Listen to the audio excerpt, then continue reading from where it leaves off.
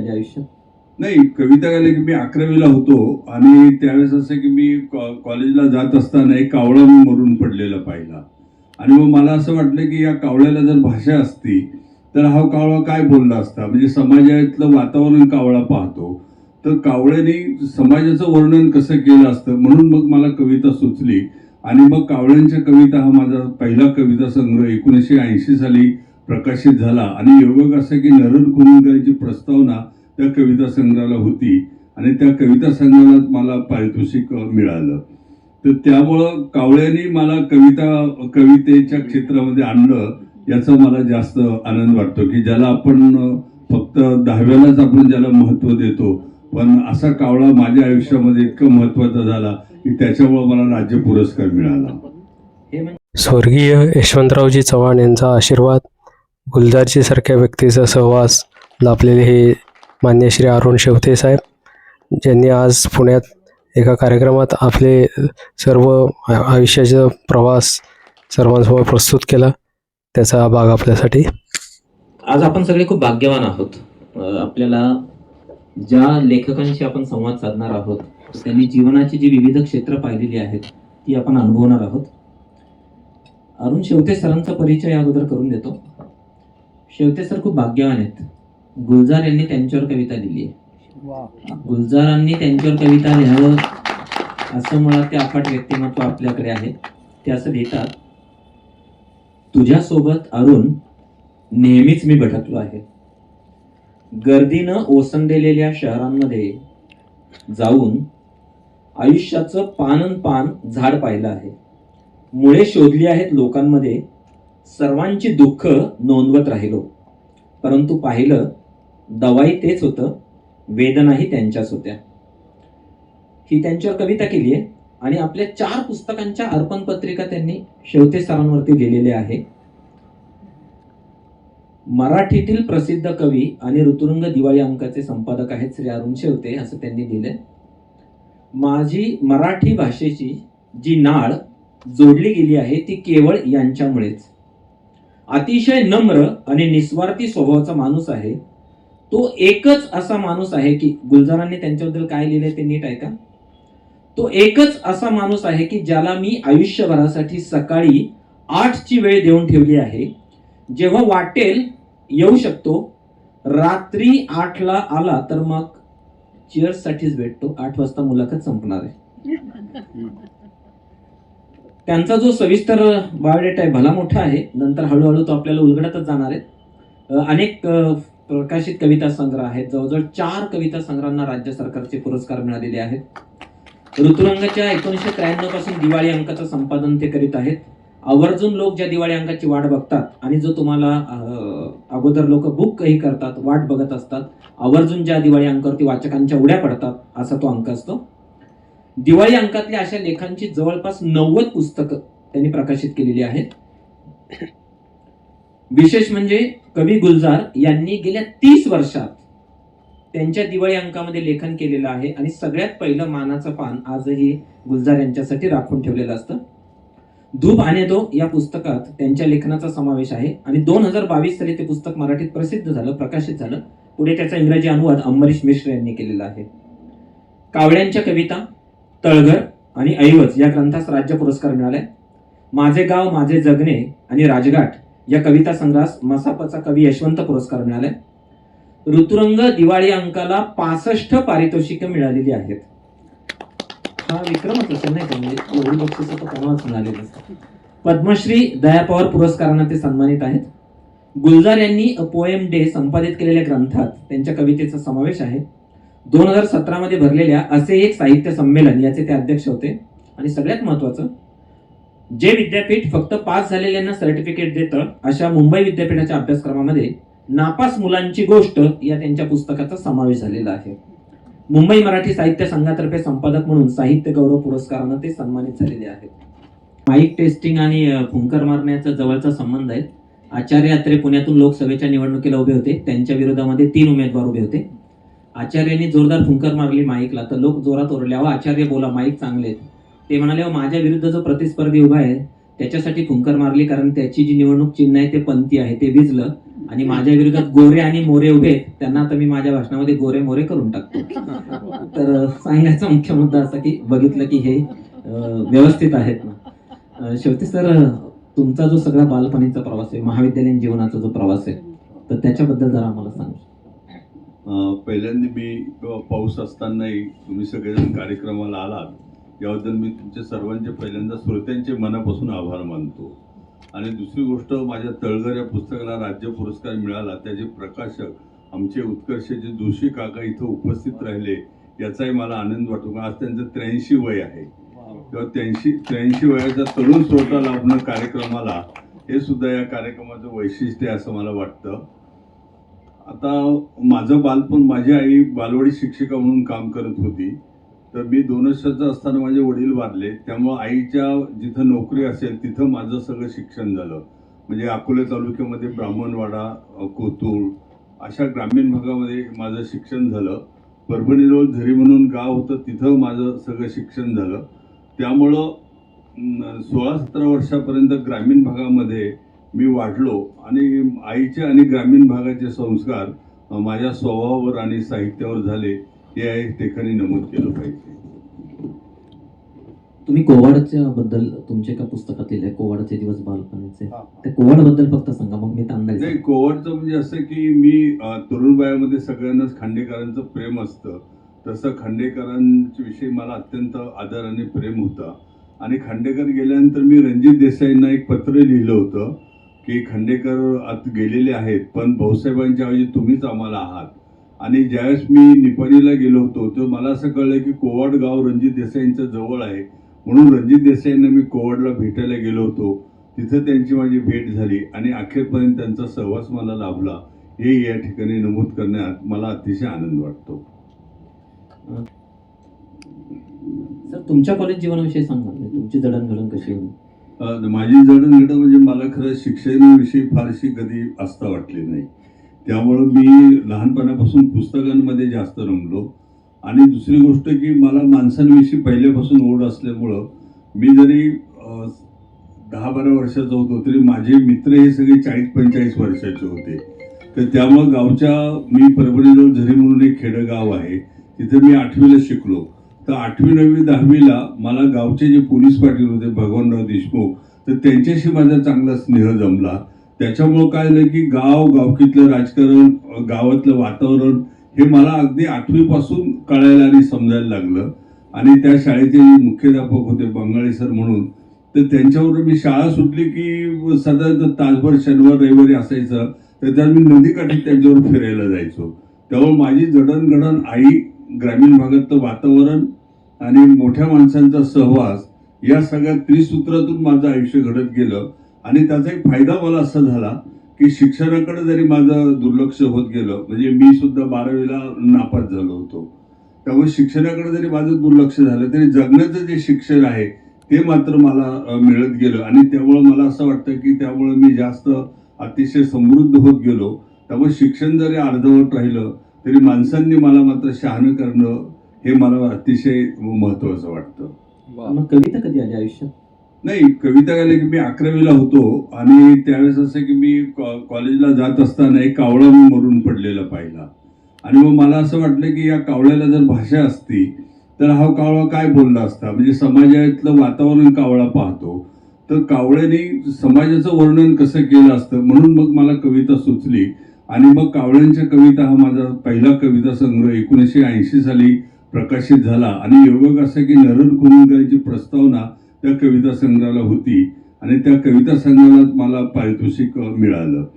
तर त्यामुळं कावळ्यांनी मला कवितेच्या क्षेत्रामध्ये आणलं, याचा मला जास्त आनंद वाटतो. की ज्याला आपण फक्त 10व्यालाच आपण ज्याला महत्त्व देतो, पण असा कावळा माझ्या आयुष्यामध्ये इतकं महत्त्वाचा झाला की त्याच्यामुळे मला राज्य पुरस्कार मिळाला. हे म्हणजे इतिहासाची पुनरावृत्ती झाली. क्रौंच पक्षामुळे रामायण जन्माला आलं आणि कावळ्यामुळे तुमचं हे झालं. नाही, आता रामायण कुठं आले मी कुठं याची मला पूर्ण जाणीव असल्यामुळं मी या वाक्याला दाद देऊ शकत नाही. त्यांनी दाद देऊ शकत नाही असं जे म्हटलेलं आहे, म्हणजेच दाद दिलेली. काय एका पुस्तकाची जन्मकथा खरं तुमच्याकडून ऐकायची की साहेब भेटले संध्याकाळी. ते पुस्तक मी वाचायला घेतलं, एका बैठकीत वाचून काढलं आणि अंगावरती काटा आला होता. त्या पुस्तकाची म्हणजे थरारकच चित्रकथा आहे, तर ती जरा तुम्ही सगळ्या श्रोत्यांना सांगा. हा, पण त्याच्या अगोदर एक असं आहे की आता तांदळे सरांनी जसं त्यांच्या पुस्तकाविषयी सांगितलं तसं मी सुद्धा 12वीला नापास झालो होतो. आणि नापास झाल्यानंतर मग म्हणजे पुढे मी साहित्य क्षेत्रात आलो होतो. मग काय एक दिवशी मी रामचंद्र गुहांचं पुस्तक वाचलं होतं आणि त्यामध्ये संदर्भ असा होता की गांधीजी नापास झाले होते. तर मी असा विचार केला की मोठी मोठी माणसं सुद्धा नापास होऊन त्यांनी आपल्या आयुष्याचा मार्ग शोधला. तर त्यामुळे मी नापास मुलांची गोष्ट असा एक दिवाळी अंकच काढला होता ऋतुरूममध्ये. आणि मला असं वाटलं की नापास होणं हा तात्कालिक अपघात असतो. म्हणजे नापासावरून त्या मुलाचा बुद्ध्यांक तुम्ही ठरवू शकत नाही, कारण प्रत्येक मूल हे हुशारच असतं. फक्त तात्कालिक असं काही कारण असतं, त्याचं दुर्लक्ष होतं किंवा गणित किंवा इंग्लिश या विषयात त्याला समजत नाही, त्याच्यामुळे तो नापास होतो. पण नापास होण्यामुळे ज्या आत्महत्या होतात त्याच्यावर मी खूप अस्वस्थ होत होतो. कारण दरवर्षी 10वी-12वीचा निकाल लागला की येतं की या मुलाने आत्महत्या केली, हे केली, तर त्याच्यावर मला खूप वाईट वाटायचं. आणि ते गांधींचं मी वाचल्यानंतर मग मी असा शोध सुरू केला की जी मुलं नापासून ज्यांनी आयुष्यामध्ये इतिहास घडवला अशा माणसांचा आदर्श आपण मुलांसमोर ठेवला पाहिजे. म्हणून आईन्स्टाईन, राज कपूर, इंदिरा गांधी, यशवंतराव चव्हाण, बरेच मोठमोठे सगळे सायंटिस्ट हे सुद्धा नापास झाले होते. म्हणून नापास मुलांची गोष्ट हे मी 2004 साली मी ते पुस्तक प्रकाशित केलं. आणि त्या पुस्तकामुळे एक मला असं झालं की ज्या पालकांनी ते पुस्तक वाचलं तर त्यांनी आपल्या नापास झालेल्या मुलांना न रागवता त्यांना उलट समजून घेतलं. मला वाटतं हे त्या पुस्तकाचं फार मोठं यश आहे असं मला वाटतं. आणि दुसरी गोष्ट ते विद्यापीठामध्येही पुस्तक लागलं. आणि एक मला महत्वाचं असं की सुशीलकुमार शिंदे जे महाराष्ट्राचे त्यावेळेस मुख्यमंत्री होते, तर ते सुद्धा 5-6 वेळेस नापास झाले होते.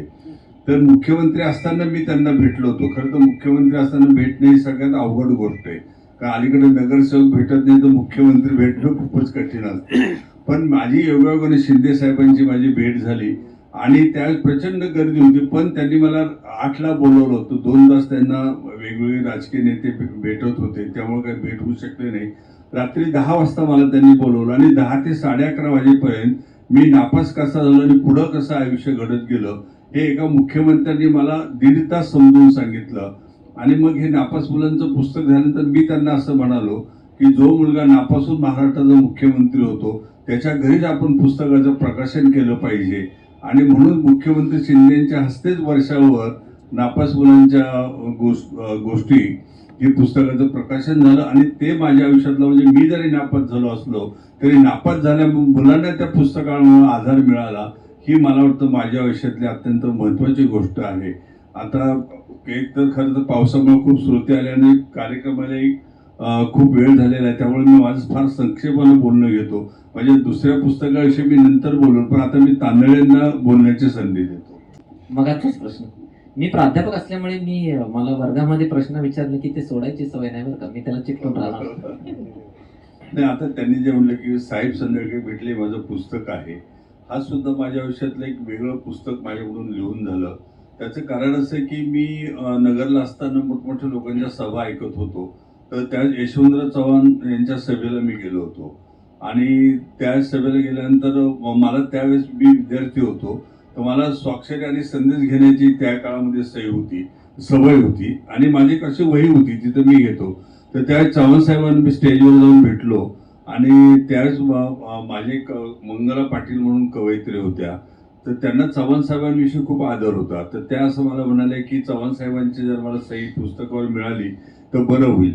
तर चव्हाण साहेबांचं काही तर मला पुस्तक मिळालं नाही, पण मंगेश पाडळकरांचा जिप्सी हा कविता संग्रह मी विकत घेतला होता.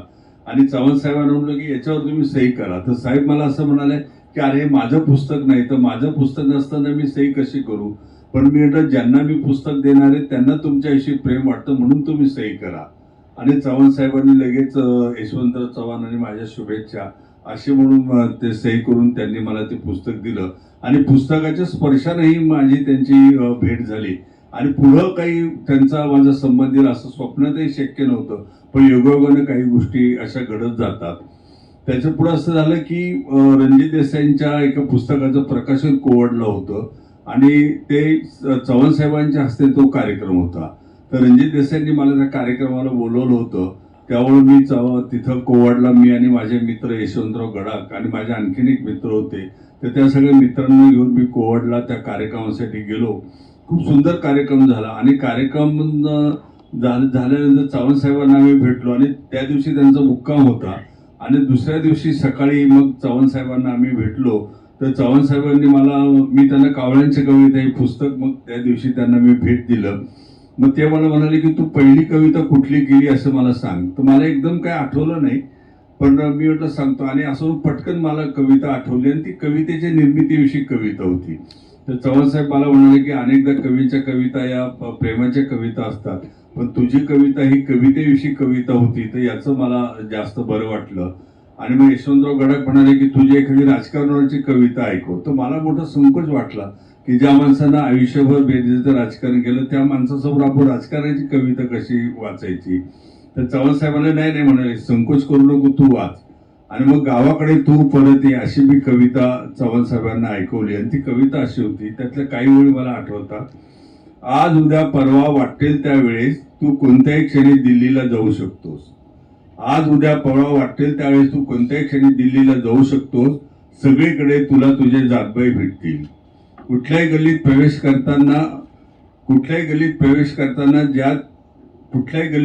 करताना ज्या घरावर फुली दिसेल ते घर आपले समज. लाल किल्ल्याकडून संसदेकडे जाताना तू नंगा गेलास तरी हरकत नाही, गांधीजी तुझे स्वागत करतील. गांधींना फार ओळख दाखवू नकोस. संसदेत हरवलेली गांधीजींची 3 माकडे सापडली तर बघ, नाहीतर तसाच नंग्याने परत ये, गावाकडे मी तुझी वाट पाहतो. तर अशी ती राजकारणाची कविता होती. आणि मग चव्हाण साहेबांनी त्या कवितेला खूप सुंदर दाद दिली आणि मला आनंद वाटला की एका राजकीय नेत्याला, आणि त्याचं वातावरण सुद्धा आजच्यासारखं नव्हतं, त्यामुळे कितीही मोठा राजकारणी असला तरी त्याला राजकारणाविषयी टीका केलेली कविता सुद्धा आपण ऐकू शकतो. असा तो सांस्कृतिक वैभवाचा काळ होता. आणि त्या वैभवाच्या काळामध्ये मला त्यांना ती कविता ऐकावीशी वाटली, म्हणजे त्यांना.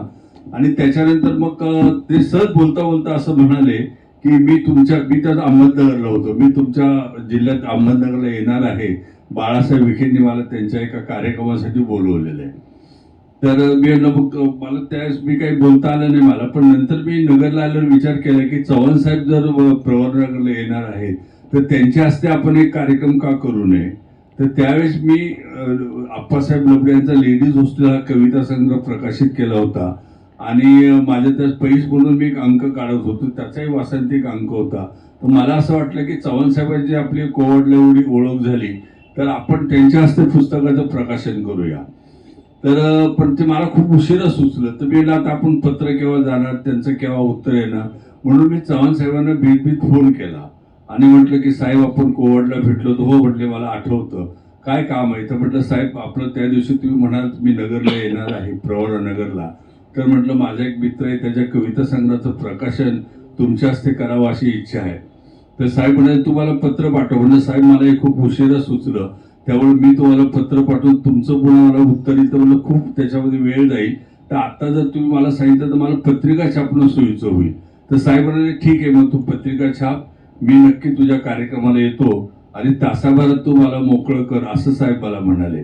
तर ते सुद्धा मला फार विशेष वाटलं की फोनवर, म्हणजे साधी कोवडला झालेली ओळख, पण फोनवर एक राजकीय देशातला नेता आपल्या कार्यक्रमाला हो म्हणतो, याचा मला खूप आनंद झाला. आणि मग चव्हाण साहेब आले, मग ते मला म्हणाले की मग तू असं कर, जे पुस्तक तू मला देणार आहे, माझ्या हस्ते प्रकाशित करणार आहे, ते तू मला औरंगाबाद विमानतळावर आणून दे, म्हणजे मला संध्याकाळी ते पुस्तक वाचता येईल आणि दुसऱ्या दिवशी कार्यक्रमाला येता येईल.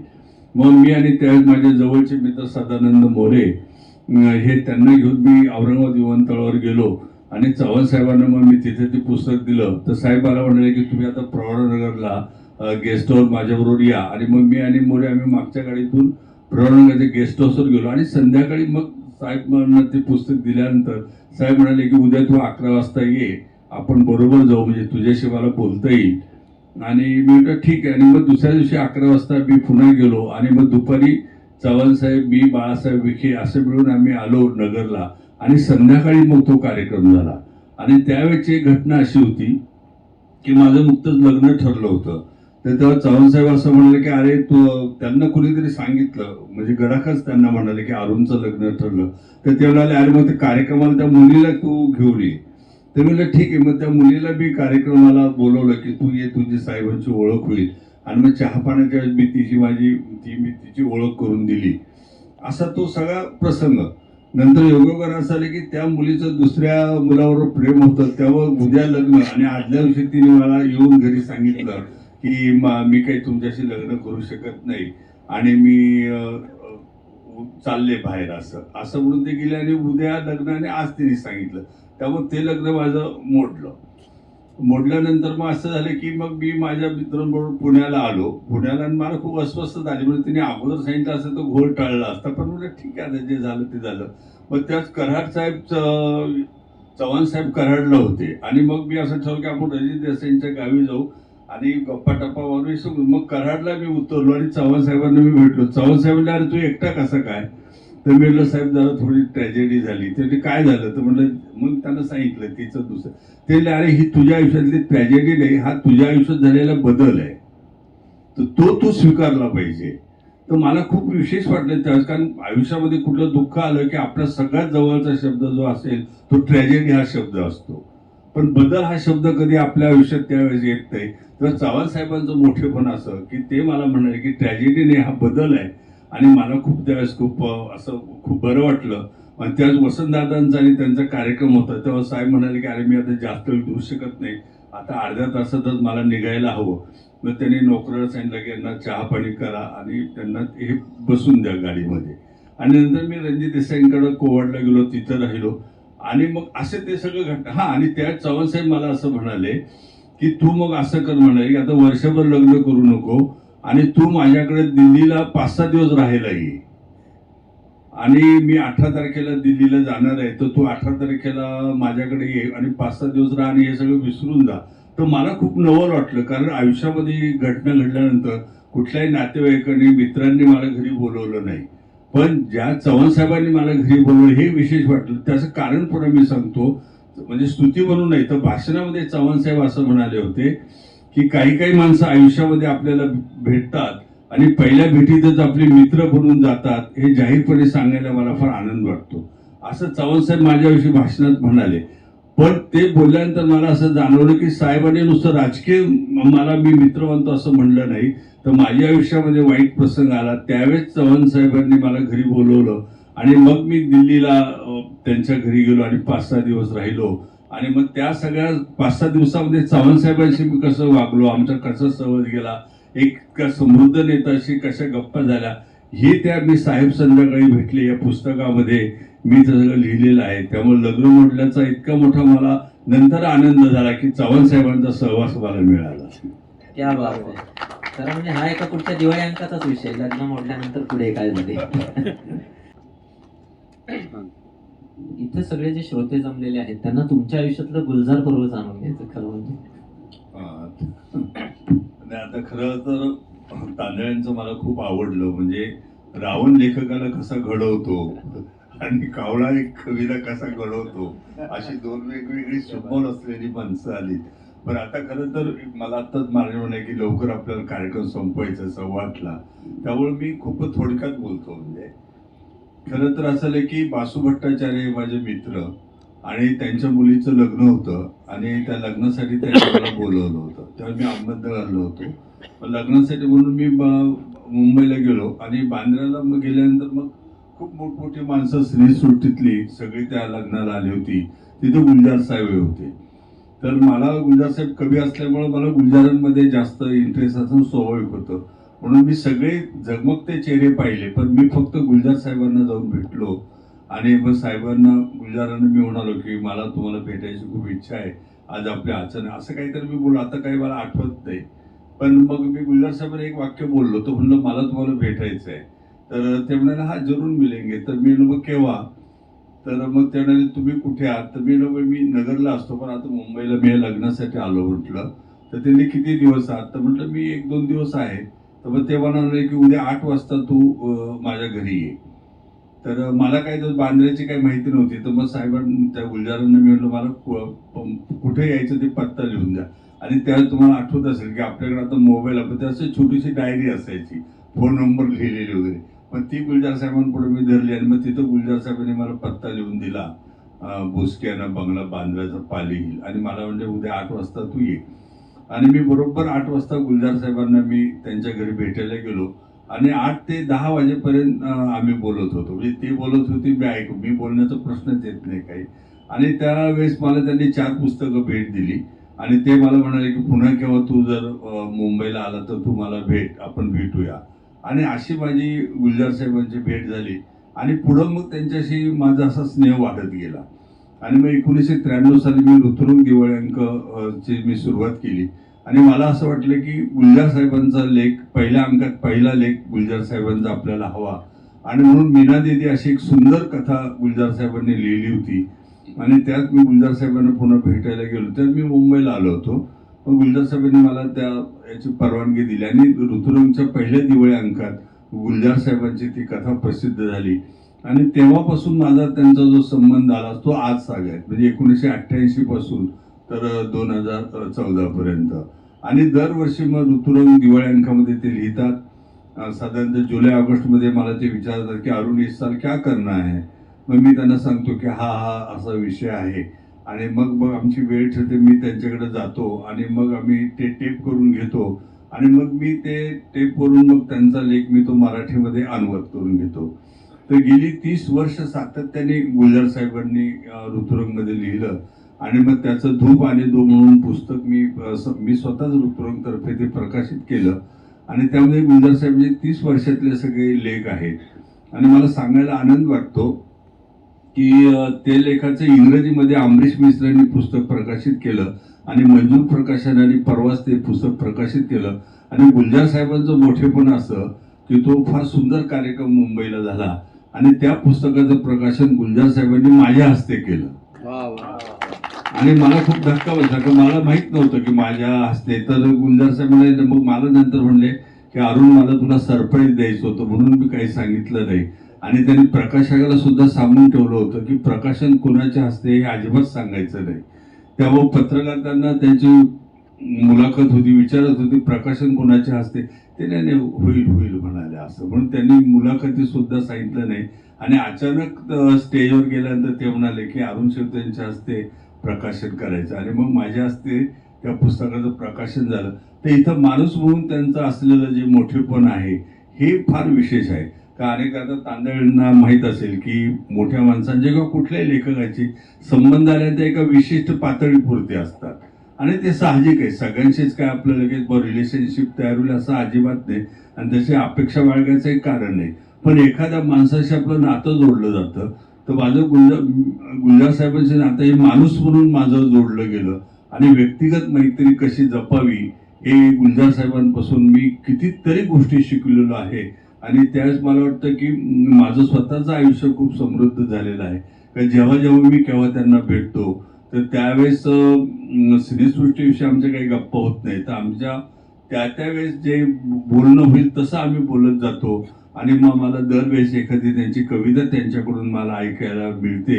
हे माझ्या आयुष्यातलं सर्वात मोठं भाग्य आहे.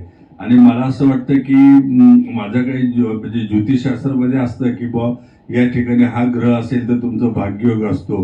पण माझ्या पत्रिकेमध्ये गुलजारांसारखा भाग्ययोग हा सगळ्या पत्रिकेच्या पलीकडे आहे.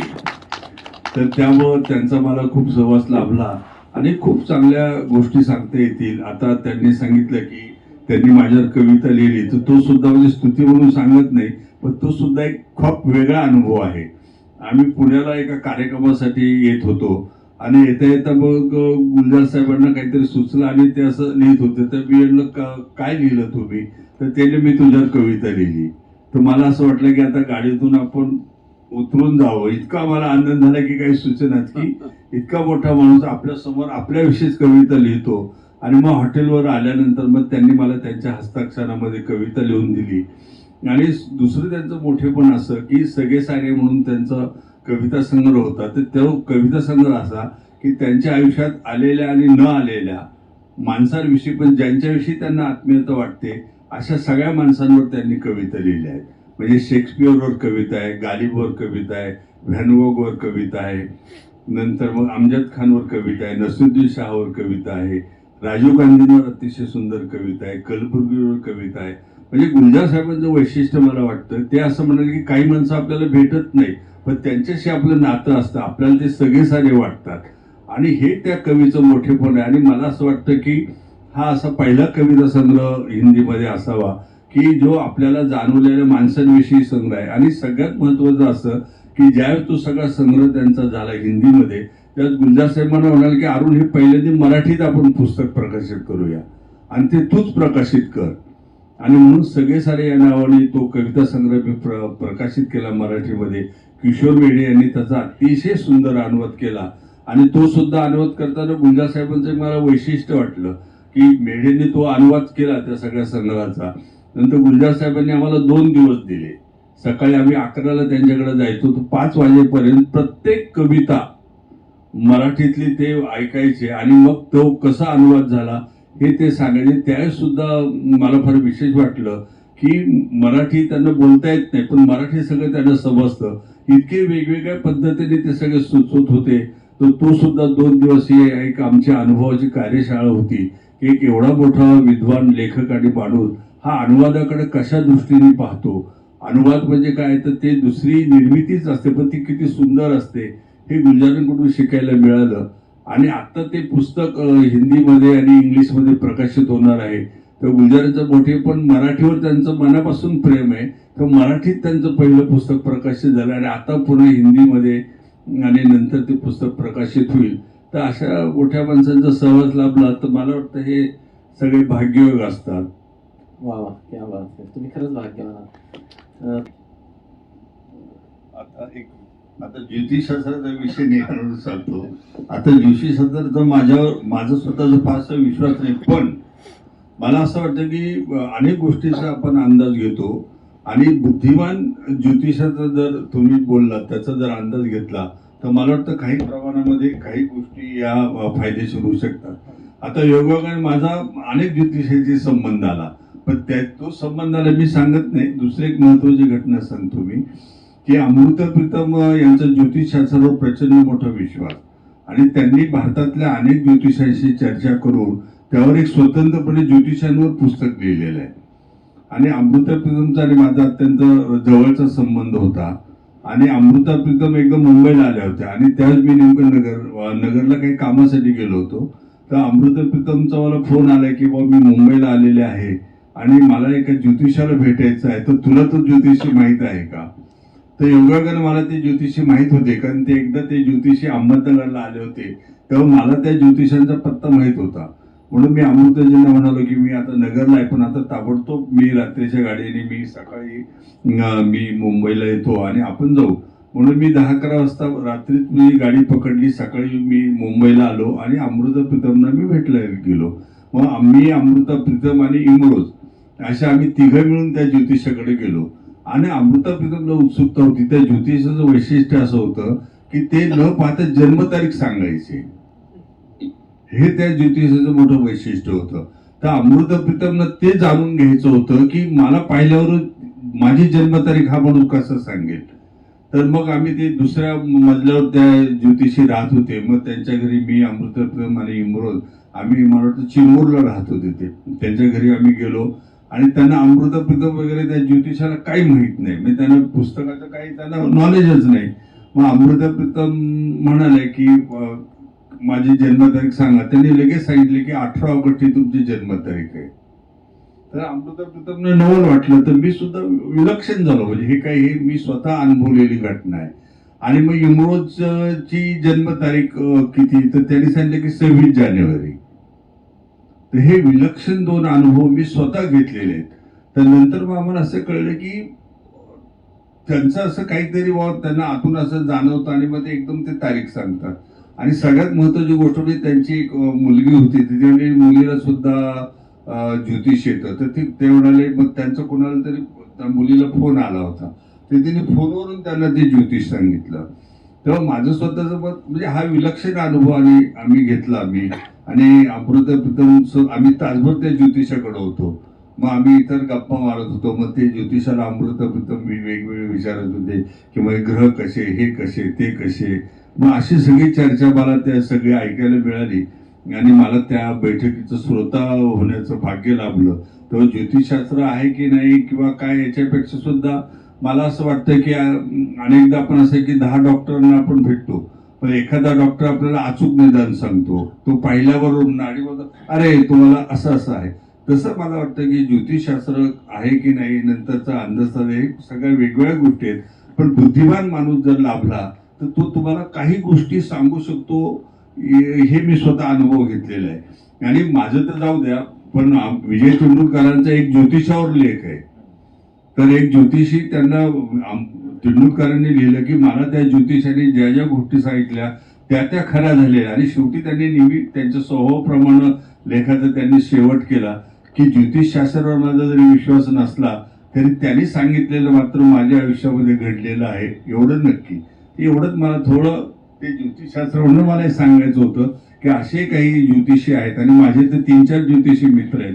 शाहू मोडकांकडे मी ते आमच्या नगरचे असल्यामुळे मी गेलो होतो, त्यांचे काही मला अनुभव आले. नंतर दवी यात्रे म्हणून माझे एक मित्र आहेत देऊला, तर ते उत्तम ज्योतिषी आहेत. नंतर आता सोनवणे म्हणून जे मोठे लेखक आहेत संजय सोनवणे, त्यांचे वडील हे मोठे ज्योतिषी होते. तेव्हा मला असं वाटतं की आपण स्वतः आपल्याला काय पाहिजे त्या पद्धतीने वाटचाल करावी आणि कुणाला विश्वास ठेवायचा की नाही. आणि दुसरी गोष्ट अशी की ज्योतिषाने काही जरी सांगितलं असलं तरी आपल्याला आपल्या आयुष्याचा अंदाज आला पाहिजे. तेव्हा आपल्या आयुष्याचा अंदाज आणि ज्योतिषाने सांगितलेल्या गोष्टी याचा जर कुठं ताळमेळ बसत असेल तर काही गोष्टी सोयीच्या होतात, नाही तर मग कुणी नाही भेटले तरी सोयीचं होत नाही. वेगळ्याच विषयात आपली गाडी शिरली होण्याचा विषय निघाल्यामुळे मला वाटलं की अमृत प्रीतमचा हा अनुभव सांगायला पाहिजे. असं हाती ज्यांच्या शून्य होते ह्या पुस्तकाचा विषय जो आहे त्याच्याबद्दल जरा सांगा, कारण इंटरेस्टिंग आहे हाती ज्यांच्या. हा नाही, मग मला असं वाटलं की असं मला स्वतःला वाचनाची आवड ही जवळजवळ म्हणजे 8वी पासून लागली. माझी आई बालवाडी शिक्षिका असल्यामुळं तिथं दिवाळी अंक यायचे, मासिकं यायचे, त्यामुळे मी सगळं वाचत जायचो. आणि मला मग ती पुस्तकाची आवड निर्माण झाली. नंतर मग मला नापास मुलांची गोष्ट जसं मी केलं की लोकांना काहीतरी पॉझिटिव्ह आपण दिलं पाहिजे. आणि त्यातून मग मला असं वाटलं की ज्यांच्या हातात काहीच नव्हतं, आता तांदळे त्याचं उत्तम उदाहरण आहे की त्यांच्या हातात काही नसताना त्यांनी रावणाला हाताशी धरून आपली प्रगती केली. तर मग मला असं वाटलं की ज्या माणसांच्या आयुष्यामध्ये काहीही नसताना त्यांनी आयुष्यामध्ये यश मिळवलं अशा माणसांचं आपण एक पुस्तक संपादित करूया. म्हणून अब्राहम लिंकन हे पोस्ट मास्तर होते. ते पोस्ट मास्तर असलेला माणूस अमेरिकेचा राष्ट्राध्यक्ष होतो, हा कसा प्रवास झाला. किंवा वर्तमानपत्र विकणारा माणूस APJ अब्दुल कलाम हे राष्ट्रपती झाले. नंतर मग असे अनेक, शेक्सपियर खाटीकखान्यामध्ये नोकरी करत होते, तर खाटीकखान्यामध्ये नोकरी करणारा माणूस आज जगातला मोठा नाटककार कसा झाला. तर माझं म्हणणं असं की ही सगळी पॉझिटिव्ह ज्या गोष्टी आहेत आपण, जसं मी आता म्हणाल की चव्हाण साहेबांचं उदाहरण मी सांगितलं की आपण लगेच कुठल्याही गोष्टीला ट्रॅजेडी म्हणून मोकळा होतो. तो ट्रॅजेडी असतो, तो बदल आहे म्हणून तो स्वीकारला पाहिजे. तसं मला या सगळ्या आत्मचरित्रातून वाचून मला असं वाटलं की हे लोकांपुढे गेलं पाहिजे की आयुष्य जरी शून्यात असलं तरी शून्याच्या पुढे आपण आपली बेरीज करू शकतो, आपण गुणाकार करू शकतो आणि आपलं आयुष्य आपण यशस्वी करू शकतो, असं मला त्या पुस्तकातून सुचवायचं होतं. आणि त्या पुस्तकाच्या सुद्धा मला वाटतं 40 आवृत्त्या निघाल्या आणि त्या पुस्तकातून सुद्धा अनेकांना त्याचं मार्गदर्शन मिळालं. तर माझ्या आयुष्यात मला असं वाटतं की मी जरी नापास झालो असलो तरी नापास मुलांना माझ्यापासून आनंद मिळाला. आणि मी शून्य असलं तरी माझ्या शून्यातून, म्हणजे पुस्तकाच्या शून्यातून लोकांना अधिक पुढं काही करता आलं. तर मला वाटतं हे सगळं घडलेल्या घटना आहेत आणि त्या पुस्तकातून मला खूप आनंद मिळत गेला. आणि आणखीन एक पुस्तक, आता आपल्याला 15 मिनिटात संपवायचं असं सांगितलं तर मला दुसरी गोष्ट की एकच मुलगी हे सुद्धा माझं एक पुस्तक आहे. तर मला असं वाटतं की मुलगा मुलगी याच्यापेक्षा एकाच मुलीवर ज्यांनी आपलं आयुष्य काढलं आणि मुलींना त्यांनी कसं वाढवलं हे सुद्धा मला सध्याच्या काळात अतिशय महत्त्वाचं वाटलं. म्हणून मी माझ्या दिवाळी अंक जो होता तो मी त्याच्यामध्ये एकच मुलगी हा मी सेक्शन केला होता. आणि त्यामध्ये गुलजार साहेबांनी लिहिलं होतं, मोनाल गोरेंनी लिहिलं होतं, नंतर शरद पवार, आणि मग त्या सगळ्या लोकांनी आपल्या बेगम परवीन सुलताना या सगळ्या लोकांनी आपल्या एकुलत्या एक मुलीला कसं घडवलं हे ते पुस्तक. आणि ते पुस्तक सुद्धा लोकांना खूप आवडलं. आणि ज्यांना 2-2 मुली असतील किंवा काय असतील त्यांना सुद्धा ते विशेष वाटलं की एका मुलीची जडणघडण कशी. निळू फुलेंचा फार अप्रतिम लेख त्या पुस्तकात होता. त्यामुळे मी अशा पद्धतीने पुस्तकं केली की लोकांना जे प्रश्न वाटतात त्या प्रश्नातून त्यांना ती पुस्तकं उत्तरं मिळत जावीत आणि ते अनुभवातून मिळावीत. आणि म्हणून त्या सगळ्या मी संकल्पनांना जास्त प्राधान्य दिलं आणि त्या पद्धतीने ही सगळी पुस्तकं झाली.